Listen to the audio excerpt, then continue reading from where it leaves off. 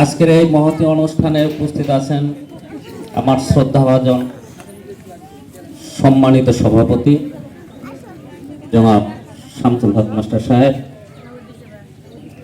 উপস্থিত আছেন সানান্দবাড়ি লম্বাপাড়া জামে মসজিদের সম্মানিত পেশ ইমাম, উপস্থিত বাংলাদেশ জাতীয়তাবাদী দল চরমখাই নুন শাখার সম্মানিত সভাপতি সাহেব, সহসভাপতি শামসুর রহমান তারেক, উপস্থিত রয়েছেন বাংলাদেশ জাতীয়তাবাদী দল চরমখাই নুন শাখার সম্মানিত সাংগঠনিক সম্পাদক শফিকুল ইসলাম,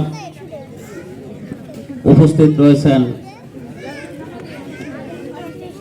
অন্যান্য অতিথিবৃন্দ, উপস্থিত অভিভাবকবৃন্দ। বিশেষ করে আজকে আমি খুশি হয়েছি যে আজকে মায়েরা এখানে উপস্থিত আছেন, যা আমি আমার শিক্ষকতা জীবনেও মানে এইরকম একটা পরিবেশ আমি সৃষ্টি করতে পারিনি। আমি খুব আনন্দিত হয়েছি উপস্থিত আজকে যাদের জন্য এই আয়োজন, বিদ্যাপীঠ মডেল স্কুলের কৃতি ছাত্রছাত্রী এবং আমার সম্মুখে উপবিষ্ট সকল প্রাণপ্রিয় ছাত্রছাত্রীবৃন্দ, সবাইকে আমি আমার আন্তরিক অভিনন্দন জানাচ্ছি।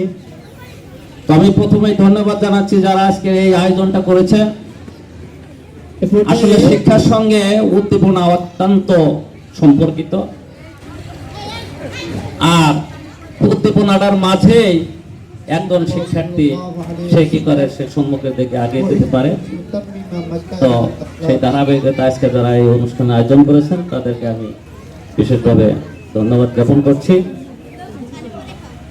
আসলে অনেক কথাই হয়ে গেছে, আমি খুব কথা বলবো না।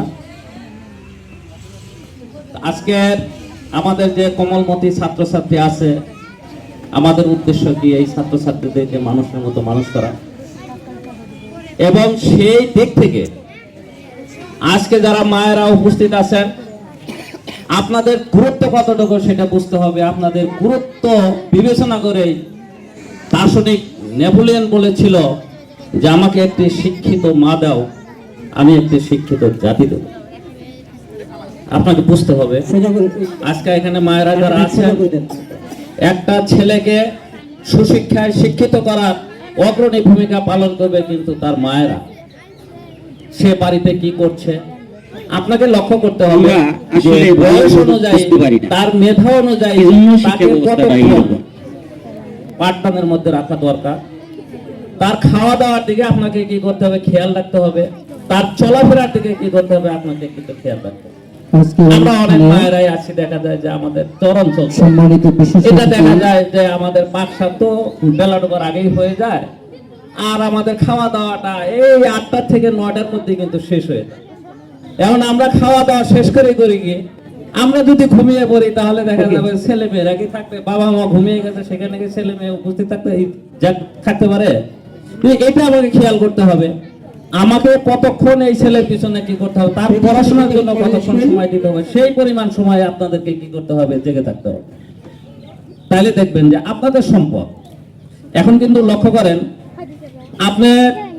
আমরা যারা মধ্যবিত্ত এবং নিম্নবিত্ত পরিবারের লোকজন আছি, আমাদের 1 বিঘা সম্পত্তি এখন করার কোনো সাধ্য নাই।